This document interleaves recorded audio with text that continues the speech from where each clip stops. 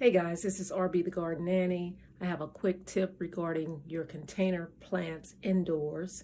If you are tired of looking at the dirt on the inside of your container and you would like to see like gravel or something like that, the best place to go is the Dollar Tree. Let me show you what I got. From the Dollar Tree, you can pick up these stones, and they come in several. Come in black. They have those little shiny, clear ones, colorful ones, and I like the natural stone.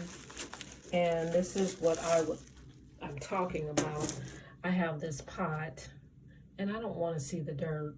I mean, I like to be able to see if it needs to be watered, but I just don't like to see that soil. So it's so easy to just pop in some of these gravel pieces from the Dollar Tree, $1. And I mean, you can just get bags of these and put them in your containers. So check it out. Now, don't they look so much better? You're not looking at soil, and when you water, it's not splashing all over the place or whatever.